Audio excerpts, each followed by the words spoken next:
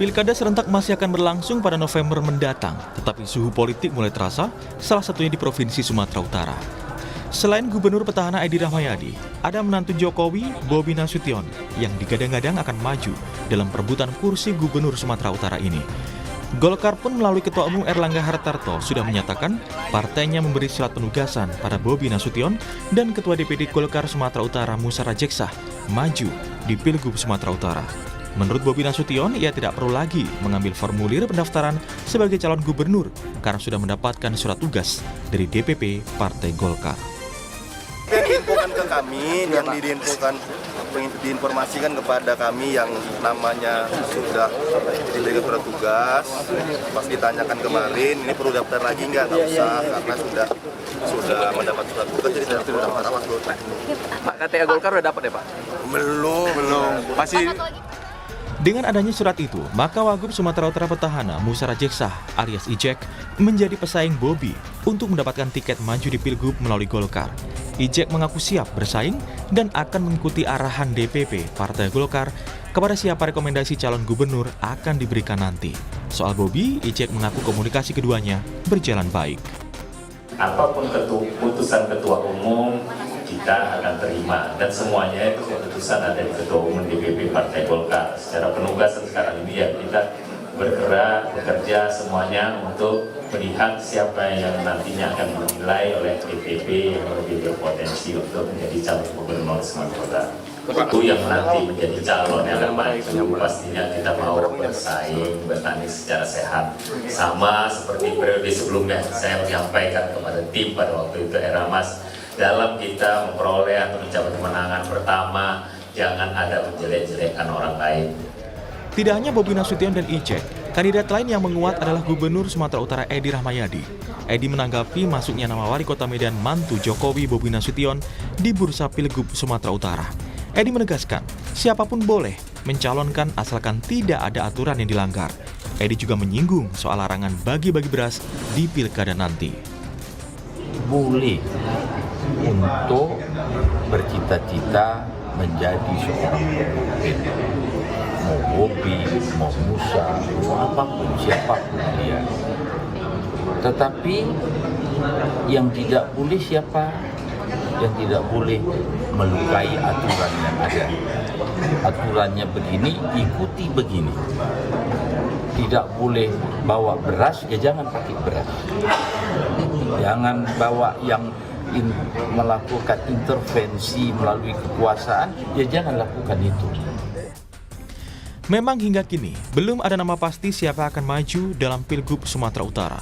Pertarungan politik memperebutkan kursi gubernur dan wakil gubernur Sumatera Utara juga diprediksi menjadi cukup panas karena ada sejumlah tokoh politik yang akan maju. Tim Liputan, Kompas TV. Pilkada Sumatera Utara yang akan berlangsung pada bulan November nanti diperkirakan akan berlangsung sengit. Menantu Joko Widodo, Bobi Nasution, hampir bisa dipastikan akan maju melawan Gubernur Petahana Edi Rahmayadi. Lalu bagaimana peta kekuatan politik di Pilgub Sumut 2024? Mampukah pilkada berlangsung secara adil tanpa adanya isu-isu intervensi kekuasaan? Pagi ini kita akan membahasnya dengan sejumlah narasumber yang sudah hadir melalui sambungan Zoom. Di antaranya ada Ketua DPP PDI Perjuangan, Pak Jarod Saiful Hidayat. Selamat pagi, Pak Jarod. Pagi, Adis. Ya, sehat ya Pak ya? Alhamdulillah, sehat walafiat. Ya, oke. Kemudian juga ada pengamat politik dari Universitas Sumatera Utara, ada Pak Indra Fauzan. Selamat pagi, Pak Indra. Selamat pagi Mbak Adisti. Ya, nanti juga akan menyusul bergabung ada Wakil Ketua Umum Partai Golkar, ada Pak Ahmad Doli Kurnia nanti akan segera bergabung. Tapi saya ke ini dulu deh, ke Pak Jarod dulu. Pak Jarod, ini kan kalau kita lihat kemarin begitu ya, Gubernur Petahana Pak Edi Rahmayadi kemudian mendaftarkan diri ke PDI Perjuangan. Apa pertimbangannya kemudian PDI Perjuangan menerima Edi Rahmayadi dalam proses penjaringan ini?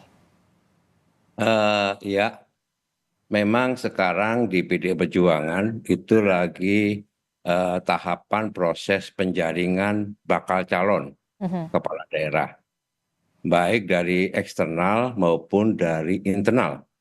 Jadi siapapun warga negara Indonesia yang ingin menjadi pemimpin itu dipersilahkan untuk bisa mendaftar. Siapapun, kita tidak bisa membatasi. Tapi kita, ya PDI Perjuangan juga sudah mempersiapkan kader-kader dari internal partai. Posisi politik PDI Perjuangan di Sumatera Utara itu bisa mengusung sendiri. Tetapi kita sudah tugaskan bahwa meskipun bisa mengusung sendiri, PDI Perjuangan tetap membangun komunikasi yang baik dengan fraksi-fraksi yang lain. Posisi politik PDI Perjuangan di Sumatera Utara sangat kuat. Di samping Pak Edi Rahmayadi itu juga banyak juga calon-calon yang kita godok, kita persiapkan untuk bisa maju di Sumatera Utara. Dan ada beberapa yang sudah mendaftar, misalnya Bupati Tapanuli Utara, Pak Nixon Nababan. Kemudian kita juga mempersiapkan ada juga di sana Pak Rabidin Simbolon, itu Bupati Samosir, terpilih sebagai anggota DPR RI, Ketua DPD. Ada juga Ketua DPD Sumatera Utara, Dr. Sutarto, itu juga kader internal yang baik. Ada juga Sofyan Tan, DPR RI terpilih dengan suara sangat signifikan. Jadi Adis, fungsi partai politik itu juga harus siap mampu menyiapkan kader-kader internal untuk digembleng, untuk ditugaskan. Dan PDI Perjuangan selalu menugaskan kader-kader yang terbaik, yang kita harapkan betul setelah menang dia bisa melakukan, ya, melaksanakan tata kelola pemerintahan yang baik. Karena terbukti, ya, boleh dicek gitu ya, kebanyakan kepala daerah dari PDI Perjuangan adalah kepala daerah yang berprestasi baik. Ada yang Pak Edi Rahmayadi juga mendaftar, boleh. Pak Musyawarah Jaksa misalkan kalau daftar di PDI Perjuangan boleh tidak? Boleh, gitu ya. Oke, jadi kalau dari luar partai ini PDI masih sangat Perjuangan pun cair. juga dipersilahkan begitu. Walaupun kita tahu Pak Edi Rahmayadi ini kan dari Partai Golkar begitu, Pak Jarod. Ya, Pak Musyawarah Jaksa dari Partai Golkar, ya, Ketua Partai Golkar Sumatera Utara boleh mendaftar, ya. Kalau misalnya kita harus bekerja sama dengan Partai Golkar, ya kita akan bekerja sama, ya betul-betul Pak Musyawarah Jaksa kan juga sudah digodok di Golkar, Ketua DPD Golkar. Jadi sangat layak, apalagi beliau juga wakil gubernur. Hubungan kami dengan Pak Edi Rahmayadi sangat baik, dengan Pak Musyawarah Jaksa juga baik, gitu ya. Oleh sebab itu terbuka peluang karena masih cukup panjang. Nah, sekarang tahapan di partai adalah melakukan penyaringan dan untuk melakukan fit and proper untuk mendalami, ya, kesiapan kandidat, termasuk bagaimana, ya, integritasnya, ya, bagaimana kapasitasnya, bagaimana hasil surveinya, ini akan diikuti terus. Karena Sumatera Utara adalah daerah yang sangat strategis dan sangat penting, ya, untuk bisa menjadi pintu depan, ya, bagi perekonomian Indonesia. Karena dia berhadapan dengan negara-negara tetangga dan mempunyai potensi yang sangat luar biasa. Jadi yang kita harapkan betul di Sumatera Utara, jangan sampai terjadi intervensi seperti pemilu kemarin. Intervensi kekuasaan, dan kita mengharapkan betul Pilgub di Sumatera Utara bisa berlangsung dengan jujur dan adil, tanpa ada cawe-cawe dari penguasa. Anda optimis dengan Pilgub Sumatera Utara ini tidak ada intervensi begitu dari manapun? Kita harus optimis dan kita harus melakukan pengawasan secara intensif, ya. Siapapun juga yang mencoba untuk mengintervensi, apakah itu melalui politisasi bansos misalkan, apalagi untuk melalui intervensi dan intimidasi yang dilakukan oleh APH, ini harus kita cegah. Jangan sampai terjadi seperti itu. Kita harus betul-betul mampu, ya, menghasilkan pemimpin yang betul-betul siap. Yang siap untuk memimpin, yang mempunyai pengalaman, yang mempunyai jam terbang tinggi, begitu, yang mempunyai integritas dan mampu menyelesaikan persoalan-persoalan yang ada di Sumatera Utara.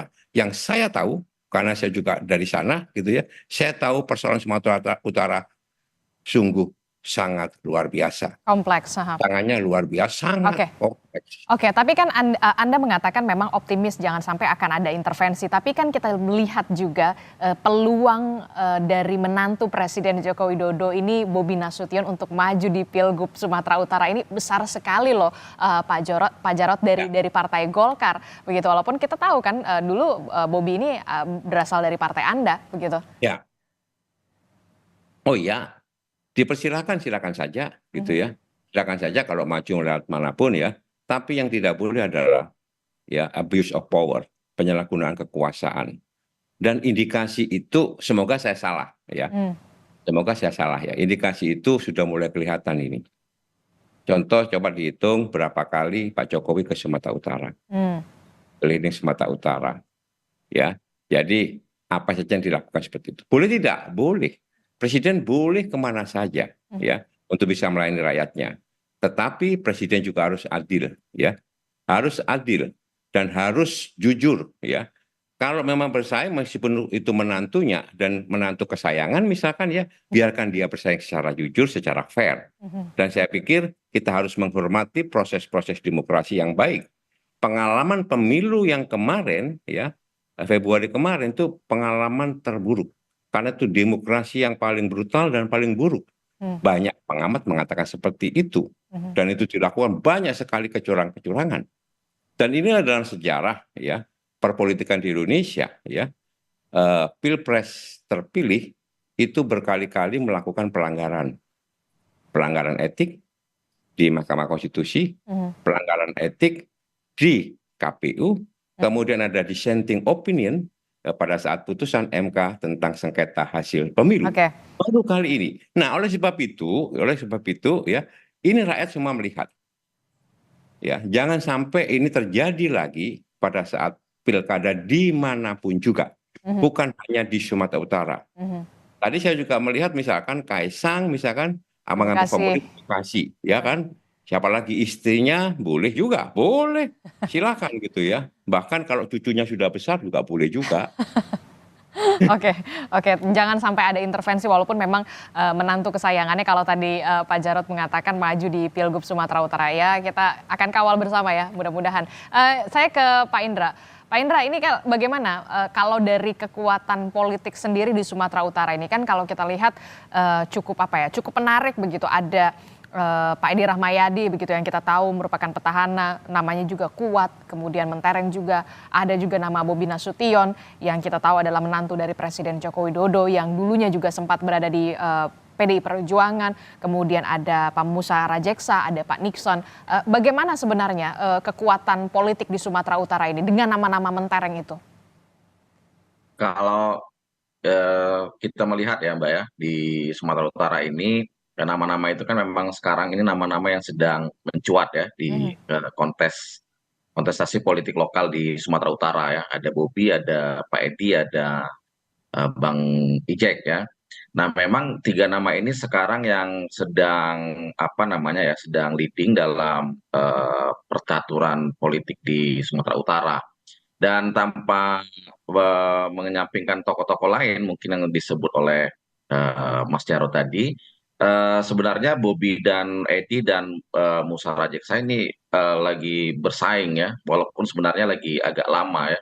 Kekuatan-kekuatan politik lokal ini kan agak berbeda ya. Kita melihatnya seperti apa, dinamikanya juga seperti apa, dan tantangan-tantangan politiknya juga seperti apa. Pak Edi Rahmayadi bagaimanapun tidak bisa dikesampingkan ya. Bagaimanapun beliau kan adalah ex gubernur ya, bekas gubernur Sumatera Utara, mungkin juga dulu lawan politiknya Mas Jarod ya di 2018, sehingga dinamikanya cepat berubah, jadi tidak ada masalah. Nah, jadi kalaupun misalnya sekarang mereka adalah tokoh-tokoh yang mungkin elektoralnya bagus ya, baik saat ini gitu ya. Tapi kan saya rasa partai-partai politik ini punya mekanisme masing-masing. Sekarang penjaringan, mereka mungkin akan ada internal survei mungkin yang akan mereka lakukan. Kemudian ada mekanisme-mekanisme lain. Walaupun sebenarnya ya tentu saja bisa saja nanti ada dinamika-dinamika di bawah ya, seperti apa. Dan kesiapan-kesiapan ini kan juga sudah dilontarkan oleh masing-masing tokoh ya, Bobi, Nasution, kemudian Edi Rahmayadi juga menyatakan siap, Mhm.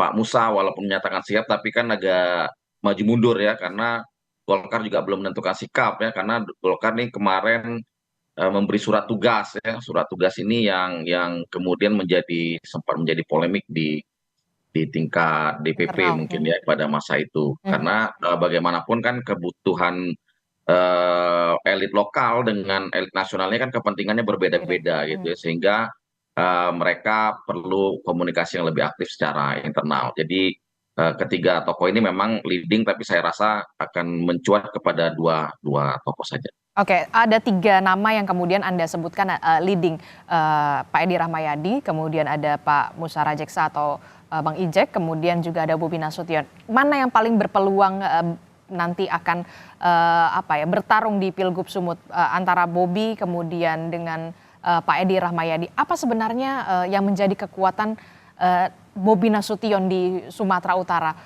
bisa bersaing begitu dengan Pak Edi Rahmayadi, kita tahu petahana di Sumatera Utara. Ya kalau bicara kekuatan-kekuatan politik mungkin kita bisa melihat ya sekarang ini yang jelas kekuatan-kekuatan politiknya Bobi mau tidak mau suka tidak suka dia dilihat pertama menantu presiden ya tadi Hmm, sudah disebut oleh Mas Jarod itu sudah jelas. sayangan nah kira-kira gitu itu kan sebuah kekuatan politik ya Nah, kemudian tentu juga kemarin partai pengusung hampir partai-partai pengusung yang mendukung 02 juga itu kan sebuah kekuatan politik walaupun mereka belum menyatakan dukungan. Tapi dengan adanya surat tugas dari Golkar dengan dari PAN kalau nggak salah itu kepada Mas Bobi itu jadi saya rasa itu juga kekuatan. hmm, Yang ketiga adalah bagaimanapun kan sekarang nanti dilantik di Oktober ya Gerindra Pak Kaisang ya itu kan bagaimanapun iparnya Pak Bobi juga itu menjadi sebuah kekuatan walaupun tadi Mas Jarod sudah wanti-wanti jangan ada abuse power ya hmm, tapi kita melihat ini sebagai sebuah kekuatan sebuah modal politik awal yang secara eksternal. mhm. Nah secara internalnya kan Mas Bobi sekarang menjabat sebagai wali Wali Kota kota Medan. Medan ya jadi Hmm, wali kota Medan hmm, jadi beliau bisa menunjukkan lah apa-apa saja yang menjadi kerja beliau saat ini. Misalnya beliau kan memviralkan beberapa program ya, seperti hmm, misalnya kemarin masalah parkir itu kan juga sempat heboh ya di hmm, Kota Medan. mhm. Jadi itu modalnya adalah modal viral ya. Viral ini akan kemudian Eh, menyebar ke masyarakat, kemudian menjadi pro dan kontra dan itu mau tidak mau kan namanya tersebut terus gitu ya. hmm, hmm, Nah, kalau misalnya Pak Edi ini kan bagaimanapun apa namanya gubernur ya Sumatera Utara periode yang lalu, beliau juga tersebut-sebut namanya dan beliau juga saya rasa bukan tokoh sembarangan ya. mhm, Bekas Pangkostrat eh, kemudian juga beliau gubernur, kemudian juga beberapa akselerasi politik beliau yang tidak bisa dikesampingkan, mhm, kemudian juga beliau saya rasa punya masa juga yang menjadi apa namanya ya menjadi tolok ukur sebagai pendukung beliau. Ditambah lagi kalau misalnya memang PDIP mengusung Pak Edi, saya rasa ini jadi satu kekuatan yang tidak bisa diperhitungkan, ya, yang tidak bisa diremehkan ya. hmm. Sebab saya rasa PDIP menjadi kekuatan politik yang luar biasa ya saat ini, walaupun agak tergeser sedikit oleh Golkar ya di Hmm, Sumatera Utara. hmm, Tapi saya rasa kekuatan itu menjadi modal yang sangat baik ya apabila memang PDIP dan Pak Edi ini bekerja sama ya. Kan kita bisa melihat nih yang didatangi oleh Pak Edi pun partai-partai yang kemarin menjadi lawan politiknya partai-partai pengusung kekuasaan sekarang kan Iya, dia datang ada 5 PDIP, partai yang kemudian sudah PKB, disambangi. PKS ya Hmm, kan. Nah, ada. cuma apakah memungkinkan saat ini walaupun dalam politik tidak ada yang tidak mungkin Hmm, PDIP misalnya bersatu sama PKS hmm, misalnya ya kan mengusung kandidat tertentu. Nah, ini juga jadi pertanyaan-pertanyaan ya kan sekarang hmm. selama ini agak susah melebur tapi apakah dengan kepentingan sama mereka akan bisa bersatu. Jadi itu kekuatan-kekuatan politik yang memang apa namanya ya menjadi modal ya. PDIP tidak bisa dikesampingkan karena dia mereka beberapa wilayah daerah itu menjadi daerah-daerahnya PDIP menjadi lumbung suaranya PDIP, walaupun kemarin di Pilpres agak sedikit berubah. Saya rasa ini eh, Pilpres dengan Pilkada agak kan berbeda jauh, dan saya rasa dinamika politik lokalnya juga sangat dinamis nanti. Oke, walaupun kemudian Pak Jarod sempat mengatakan sebenarnya PDI Perjuangan bisa mengusung sendiri begitu ya di Pilgub Sumatera Utara, tapi kemudian Anda mengatakan Pak Indra jika memang bergabung begitu ya ada kemudian Nasdem, PKS begitu, PKB, PDI Perjuangan yang memang sudah disambangi oleh Pak Edi Rahmayadi, ini peluangnya justru akan semakin kuat begitu, Pak Indra, Anda menyebutnya seperti itu. Ya, PDIP kan tadi bisa mengusung sendiri ya, Ya. Mas Jarod bilang sampai itu. Dan saya rasa PDIP ini kan punya modal politik yang luar biasa ya. Di 2018 ketika Mas Jarod turun pun itu di detik-detik terakhir, dan itu di unpredictable ya sebenarnya ya kan.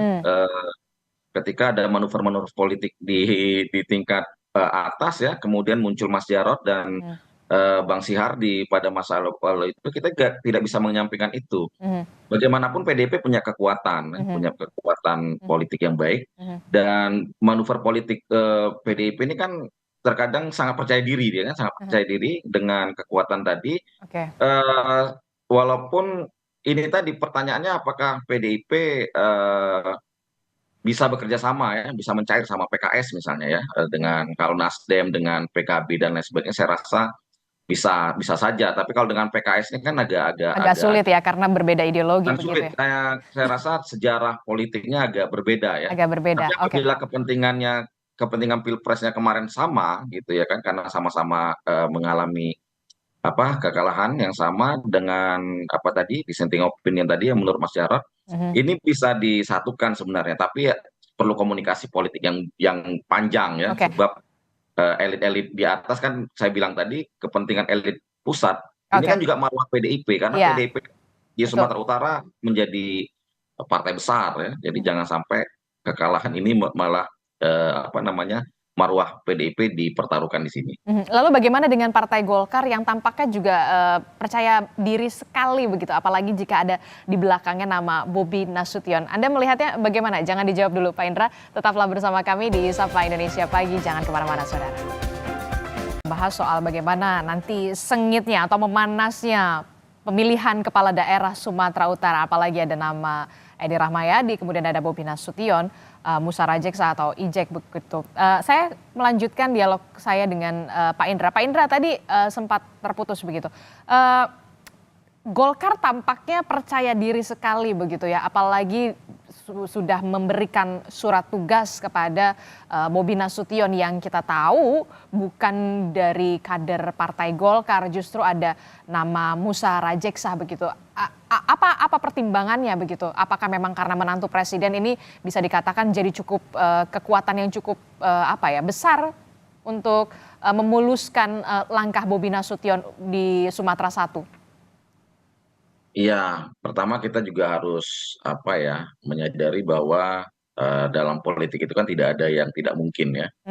Ada yang tidak mungkin, dan politik itu kan bukan hitungan yang matematis ya, sehingga kemudian dengan kekuatan besar bisa saja dia menjadi menang dan lain sebagainya. Saya rasa kita juga perlu melihat peta-peta politik ke depannya seperti apa ya, karena bagaimanapun yang menjadi presidennya sekarang ini kan dari Gerindra ya, kalau nanti dilantik insya Allah ya.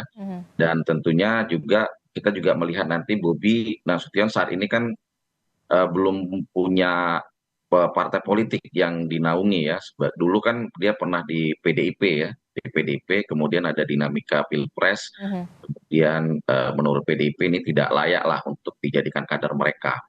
Nah, dan juga dari Pak Hasto juga sudah menyatakan bahwa yang lain boleh, Bobi tidak, dan lain sebagainya untuk mendaftar.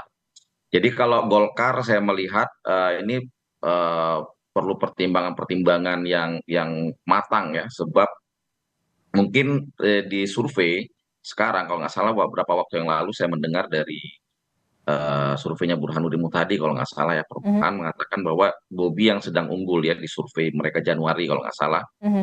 Bobi lagi unggul berapa 30-an persen, kemudian ada Pak Edi Rahmayadi 17-an persen, dan Pak Musara Jeksa itu di sekitar angka di bawah 10% kalau tidak salah. Nah ini kan tentu jadi pertimbangan awal ya. Walaupun kita akan menantikan survei-survei lanjutan dan yang akan dilakukan secara internal.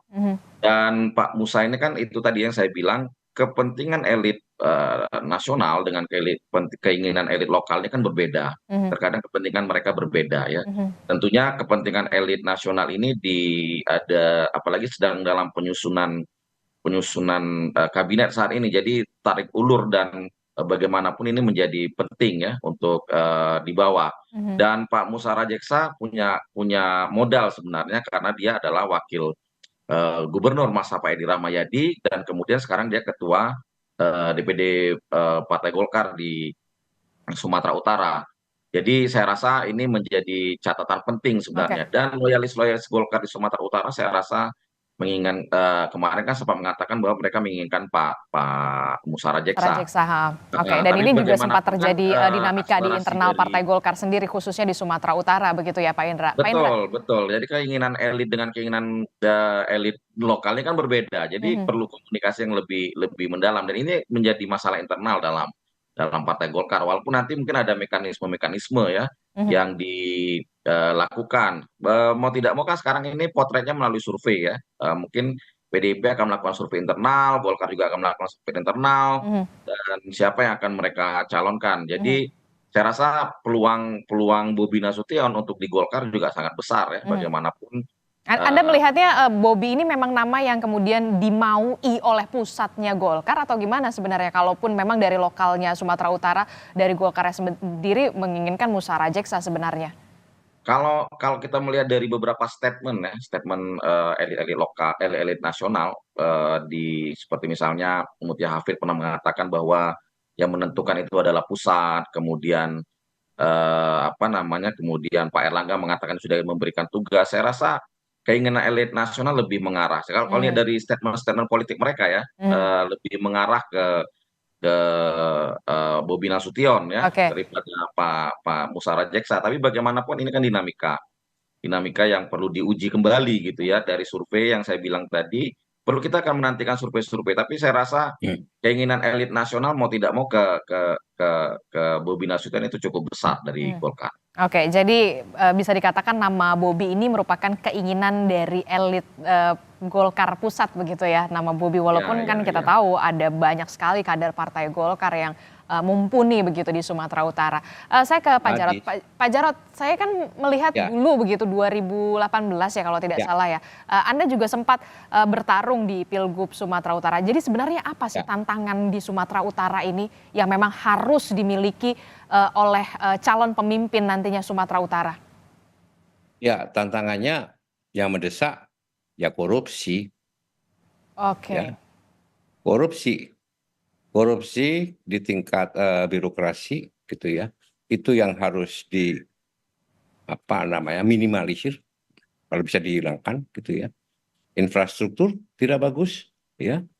Dan kemudian sumber-sumber daya alam luar biasa tapi tidak dikelola secara maksimal. Ya. Tapi begini Mbak Adis ya, DNA PD Perjuangan itu selalu mengutamakan kader internal. Karena fungsi utama dari partai politik itu adalah mendidik, mengkader ya, dan memberikan penugasan pada kader-kader internal yang terbaik, yang cakep, yang dianggap mampu untuk mengatasi persoalan-persoalan di daerah.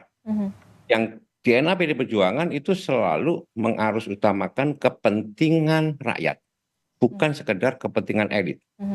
Keinginan rakyat, harapan rakyat, itulah yang ditangkap, itulah yang diambil oleh PD Perjuangan di dalam menentukan siapa kandidat yang nanti akan diusung oleh PD Perjuangan. Karena PD Perjuangan selalu ya membangun struktur ya.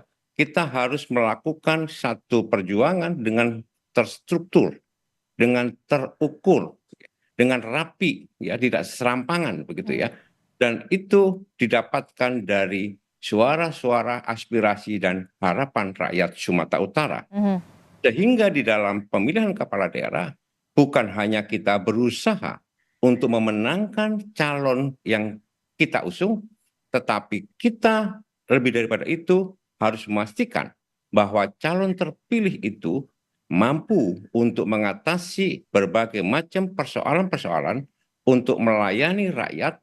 Maka di PD Perjuangan selalu calon-calon bakal calon kepala daerah itu akan digembleng di sekolah partai Oke, untuk disiapkan betul. Jadi ini prosesnya masih cukup panjang. panjang. Mhm. Dan ingat, di Sumatera Utara kader PD Perjuangan yang mumpuni cukup banyak. Mhm. Nah, jadi tidak bisa dinafikan hanya 2 nama ini. Ini masih sangat cair dan ke depan kita akan bisa melihat bagaimana peta dan bagaimana harapan kepentingan rakyat Sumatera Utara jangan sampai dikalahkan oleh kepentingan elit lokal demi ambisi-ambisi kekuasaan, demi ambisi-ambisi pribadi kepentingan golongan. Tetapi mari kita dengarkan keinginan, harapan, dan kepentingan rakyat Sumatera Utara, ya, yang betul-betul sekarang ini membutuhkan, memerlukan satu pemimpin yang berani, yang tegas, yang berintegritas, yang bersih untuk bisa membangun dan membawa Sumatera Utara jauh lebih maju dan lebih sejahtera lagi. Itu harapan kita bersama. Oke, Anda sepakat begitu Pak Indra dengan tantangan yang memang seharusnya dimiliki oleh calon pemimpin Sumatera Utara nanti ke depannya. Salah satunya adalah soal pemberantasan korupsi. Kan kita tahu ya kepala daerah di wilayah Sumatera Utara ini banyak juga nih yang mampir ke KPK. Pak Indra. Ya, satu memang betul apa yang dikatakan Mas Jarod tadi ya, tantangan utama bagi pemimpin ke depan di Sumatera Utara ini juga harapan saya lah ya sebagai warga Sumatera Utara juga ya. Iya pasti dong. Persoalan korupsi ini menjadi apa namanya ya, menjadi tantangan paling besar ya. Bagaimanapun itu membuat persoalan-persoalan pembangunan menjadi bermasalah ya, misalnya kayak persoalan infrastruktur dan lain sebagainya. Nah tentunya kita perlu ke depan ya, ini harapan juga ya, pemimpin yang memang punya integritas yang baik ya untuk maju, yang tentunya keinginan-keinginan itu, korupsi ini gimana ya, kadang-kadang menjadi problem yang besar ya, sehingga kita harus mencari pemimpin yang betul-betul punya integritas, pemimpin yang betul-betul bersih. Nah, calon-calon pemimpin yang kita sebut-sebut ke depan ini kan saya rasa perlu diperhitungkan ya tingkat keintegritasan mereka ya. Pak Edi selama menjabat 5 tahun itu mulus-mulus saja tanpa ada apa namanya, mungkin Ada kendala yang berarti tidak ada. dan sebagainya. Responnya positif Bobi, dari warga Sumut. ya Bobi Nasution juga sekarang masih menjabat ya tanpa ada masalah ya. Kemudian ada gebrakan-gebrakan lah dari beliau, misalnya terkait dengan pungli dan lain sebagainya. Pak Musa Rajeksa juga sebagai wakil gubernur juga menjalani dengan baik. Walaupun ada nama-nama tadi yang disebut oleh Mas Jarod, dan memang kita cukup ketahui DNA politiknya PDIP memang kader terlebih dahulu ya, tapi kan politik ini sangat dinamis sekali ya. Pak PDIP biasanya kan akan mengeluarkan nama-nama ini dari last minute ya, dengan dari pengalaman Mas Jarod yang lalu ya. Pasti ada perhitungan-perhitungan siapa yang akan dikeluarkan, siapa yang akan dinaikkan menjadi calon dari PDIP dan lain sebagainya. Nah, tantangan itu memang tantangan paling besar saya rasa, selain korupsi yang harus dihadapi, juga pembangunan infrastruktur ya. Ada 33 kabupaten kota di Sumatera Utara ini, dan yang menjadi tantangan kan tidak hanya persoalan fisik ya, tapi juga persoalan sumber daya manusia yang terkadang ini cukup abai di Sumatera Utara ya. Ada beragam suku, ada beragam agama di sini. Nah, jangan sampai ini menjadi potensi-potensi konflik ke depannya misalnya ketika ada pemimpin yang muncul dari proses pilkada ini. Bagaimana pemimpin-pemimpin itu misalnya bisa merangkul dan lain sebagainya. Selama ini kan Sumatera Utara sangat harmonis ya, tanpa ada kisru-kisru soal konflik etnik, agama dan lain sebagainya. Tapi jangan pula ini tantangan sebenarnya, tantangan dari penguatan sumber daya dan keharmonisan di Sumatera Utara. Hadis. Selain tadi masalah KPK, masalah Oke. korupsi, masalah infrastruktur dan lain sebagainya. Oke, silakan Pak Jarod. Hadis, singkat saja ini Bang Indra ya. Mhm. Pemimpin ke depan di Sumatera Utara itu mampu tidak merubah image dan praktek ya. Sumatera Utara itu sering diplesetkan Mhm. dari semua urusan mesti uang tunai. Ya, itu di kalangan rakyat seperti itu. Ya, sumut. Semua urusan mesti uang tunai. Oke. Maka pemimpin ke depan itu harus bisa merubah. Mhm. Sumut itu bukan itu. Mhm. Sumut itu semua urusan mudah dan transparan. Sehingga tidak ada korupsi di situ. Mhm. Itu tantangan yang kalau menurut saya tidak ringan di Sumatera Utara. Mhm. Maka butuh nyali, butuh keberanian Mhm. untuk bisa mewujudkan tata kelola pemerintahan yang bersih Mhm. dan dipercaya oleh rakyat. Mhm. Bagaimanapun juga, kepala daerah adalah pemimpin birokrasi. Dan kalau kita akan melakukan perubahan, yang paling cepat, yang paling tepat adalah perubahan dari atas. Dari kepalanya dulu, Mhm. dari kepala daerahnya dulu. Mhm.